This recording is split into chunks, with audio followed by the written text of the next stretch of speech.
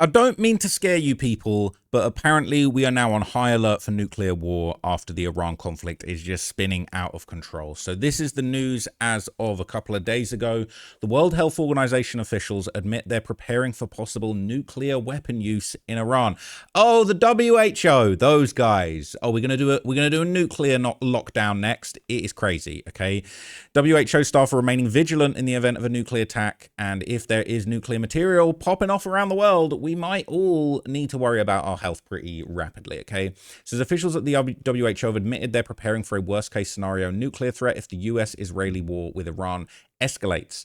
The WHO regional director for the Eastern Mediterranean said the staff remain vigilant for a nuclear incident, and the worst-case scenario is a nuclear incident. That's something that worries us the most. As much as we prepare, there's nothing we can prevent the harm, nothing that can prevent the harm that will come the region's way and globally if this eventually happens, and the consequences are going to last for decades, okay? Basically, it sounds like United Nations staff are preparing for an incident in its broader sense, including if there was an attack on a nuclear facility or the use of a weapon. We're thinking about it, and we're just really hoping that it doesn't happen. In the wake of the bombing campaign in the Middle East, the WHO is refreshing staff on how to respond in the event of a nuclear incident and providing guidance about long-term health risks linked to radiation exposure. I think those who read the history of previous incidents, whether intentional or accidental, are very aware of what we're talking about. Israel and the US have apparently continued to pummel Iran's nuclear sites as Trump insisted that Tehran was on the brink of getting a nuclear weapon. At the beginning of Operation Epic Fury, Defense Secretary Pete Hegseth and Dan Kane of the Joint Chiefs of Staff insisted the goal was to eliminate Iran's ability to build a nuclear weapon. And, you know, there could be other reasons that there could be a nuclear fallout from nuclear power plants, or even America dropping a little nuke if they decide that that would be the easiest way to go about things. So Joe Kent, Trump's director of the National Counterintelligence Center, resigned previously. He said Iran posed no imminent threat to our nation. But basically, it sounds like there are still potentially some threats. So just yesterday, President Trump issued a massive direct warning that the US is prepared to completely obliterate the Iranian regime. It's unclear whether he means with the, nuclear weapons, but that probably would be the ultimate way to obliterate a regime with a nuclear weapon, wouldn't it? This was a direct hit. Not far from Israel's main nuclear reactor, showing Iran can keep raining missiles across Israel and the Middle East, all while maintaining their almost total blockade on the Strait of Hormuz. President Trump told the Iranians last night they have 48 hours to unblock the strait, or he would obliterate their power plants. Iran replied that all energy facilities belonging to the United States will be targeted in response. Only a day earlier, Trump said he was considering winding down his war against Iran. Trump's Treasury Secretary Scott Bessent spoke to NBC News' Kristen Welker. Just to put a fine point on this, though, is the president in the process of winding down this war or escalating the conflict? Again, they're not mutually exclusive. Sometimes you have to escalate to de-escalate, Chris. There were no reported deaths from Iranian missiles in southern Israel, but Israeli health officials said at least 180 people were injured, like in this apartment complex in Arad. All of this damage was caused by just one Iranian ballistic missile that managed to evade Israel's formidable air defenses. It was just one impact in a weekend that was uniquely violent for Israelis. It was a very shocking boom. Israeli opposition leader Yair Lapid said the attacks are proof Iran deliberately targets civilians. Do you see any military sites or facilities around you? What they're doing is trying to kill as many civilians as possible. Iranian state TV said the military intended the attacks on southern Israel to hit Israel's nearby nuclear research facility and reactor. Retaliation, it said, for Israeli strikes on its Natanz nuclear facility on Saturday. At least 15 people were also injured in Tel Aviv by debris falling from intercepted missiles. And in southern Lebanon, Israel is blowing up this bridge. It's said to keep Hezbollah operatives from moving south. Can Israelis still have faith in the anti-air defense that Israel is putting up here? Well, we've had great success so far. Over 92% interception rate. But even the best defense in the world is not perfect. But the best defense is making sure they can't fire these missiles anymore. So Israel's already attacking Iran's nuclear facilities. That is a bit scary. Even if you're trying to stop their capabilities, you might accidentally blow up some nuclear material, release that into the environment. And new footage is now going around that captures a devastating aerial bombing of the Dezful air base deep inside the Iranian territory. This is in combat footage, a new angle of the bombing. They're saying the cameraman's a goat for even capturing this. Look at this. Hellfire.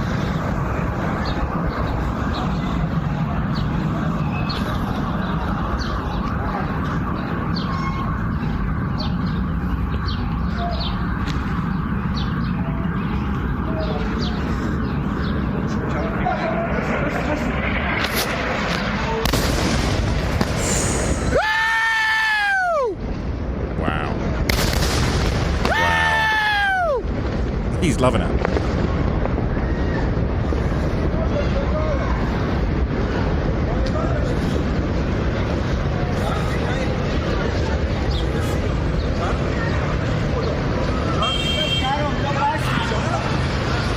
Woo, that's crazy. All right, that is actually insane. Stable camera, well focused, zero flinching, excellent audio effects, including that of the birds chirping happily in the background while all hell breaks loose. The cameraman is a goat. It says, what the F are these bombs that they're dropping? Looks like a super volcano. Okay, it is absolutely terrifying. So reports are actually suggesting that Iranian air defenses did actually get some get back. They successfully struck a US F-35 stealth fighter jet, apparently valued at over $80 million. This is footage of it apparently happening. F-35 hit by the Iranian air defenses and they took it down, unfortunately. This is the reporting from CNN. It says a US F-35 fighter jet made an emergency landing at the US airbase in the Middle East after it was struck by what are believed to be Iranian fire, according to two sources familiar with the matter. Captain Tim Hawkins, a spokesperson for the US Central Command, said the fifth-generation stealth jet was flying a combat mission over Iran when it was forced to make an emergency landing. Apparently, the aircraft landed safely and the incident is under investigation. Didn't look like it was going to be landing anytime soon, to be honest with you. But hey, maybe he ejected. It's looking a little bit like there was no landing involved, but apparently there was. Okay, apparently there was. That is actually insane. It says F-35 seems to be the target. The incoming missile was something bright, maybe a flare. The explosion is centered on the missile, not the F-35.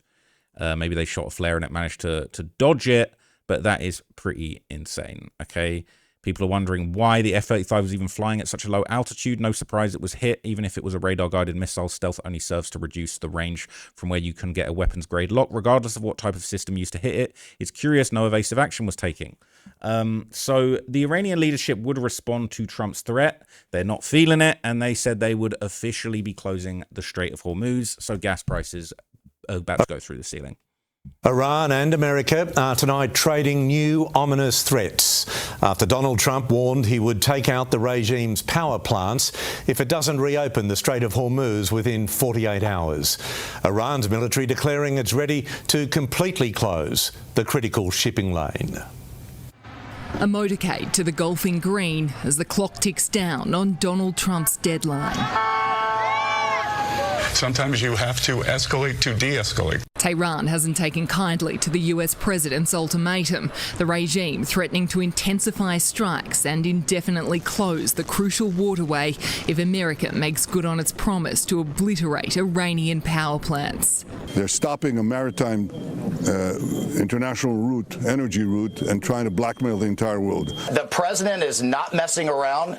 He stands, unlike his predecessors, he stands by his red lines. Iran's foreign minister hitting back. No Iranian will be swayed by more threats. Try respect. With Iran's chokehold on the Strait of Hormuz, America's search for a solution is growing increasingly desperate. We are facing a decision point for the president because Israel would follow the president's decision. Israel and the United States are working together for the entire world. And it's time to see the leaders of the rest of the countries join up. 22 countries, including Australia, will, said the NATO chief today. Mark Rutte talking down the US president's previous comments, which labelled the nations cowards. And I understand the president's frustration that it takes some time. But again, I also ask for some understanding. The conflict is now entering its 24th day and the toll is growing. At least 2,000 people have been killed, most in Iran, and more than 1 million have been displaced, many of those in Lebanon. And there,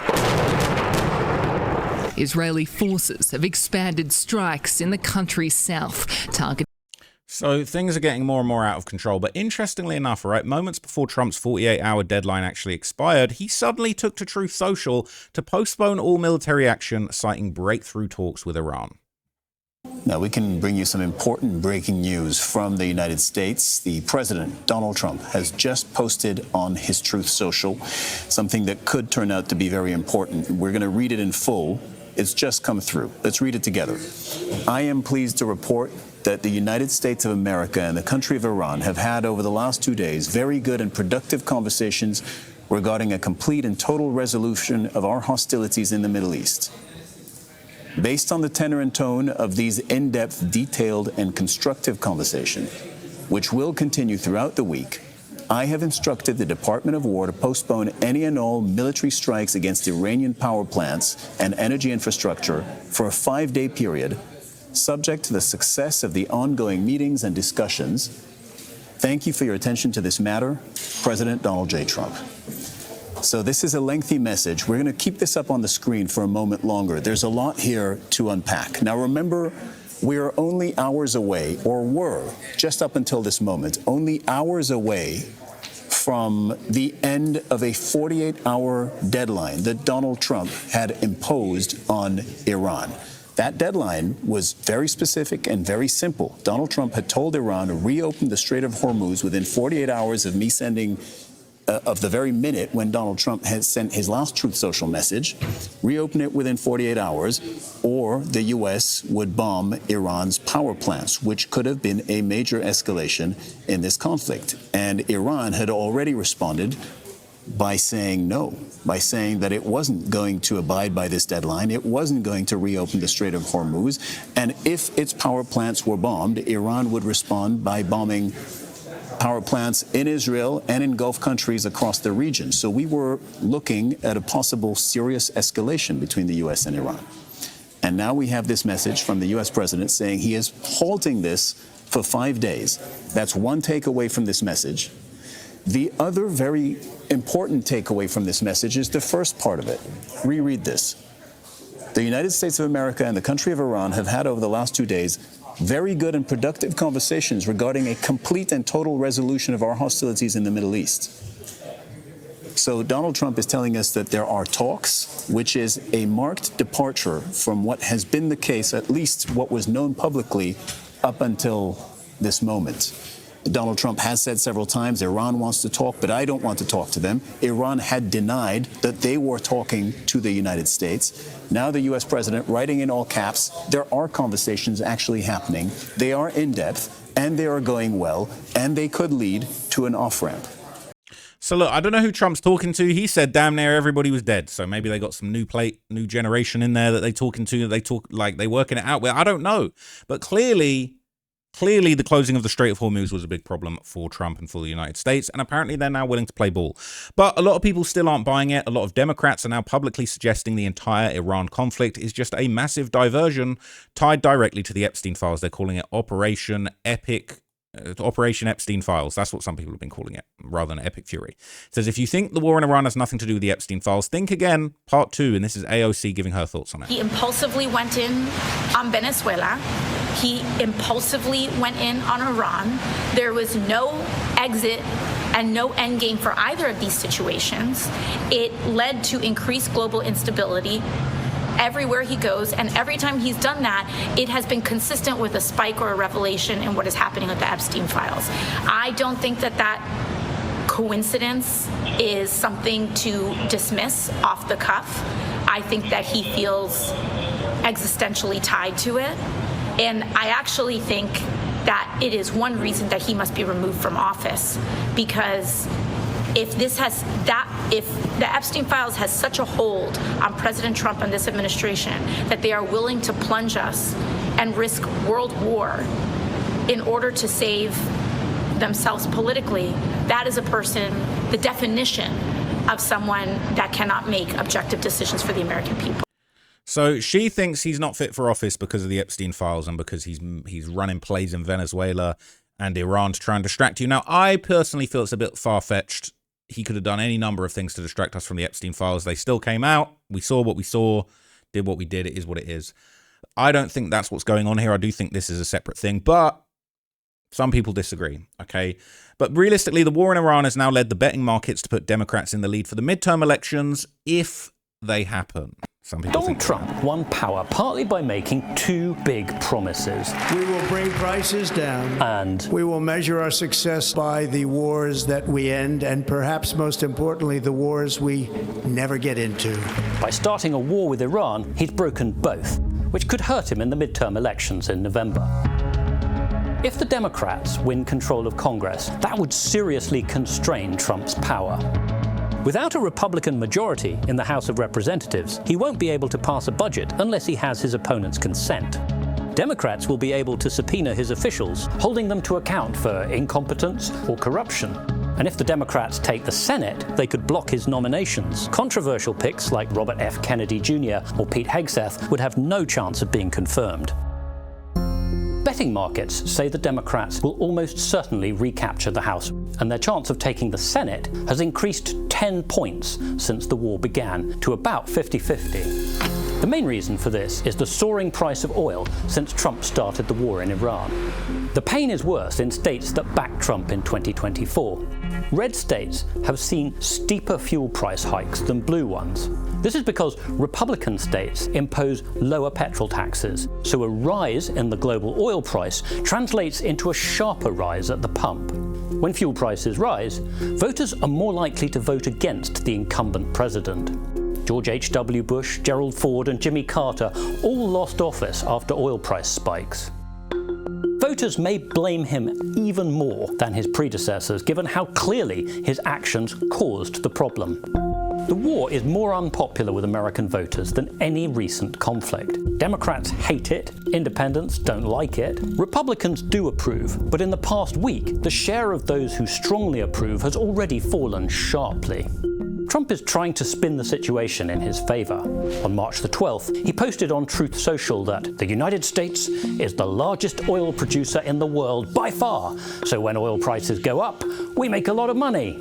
For voters having to pay more to get to work every day, this sounds kind of insensitive. If you could say something to President Trump and he was going to hear you right now, what would it be? You are a worthless pile of And you voted for him how many times? 3 times.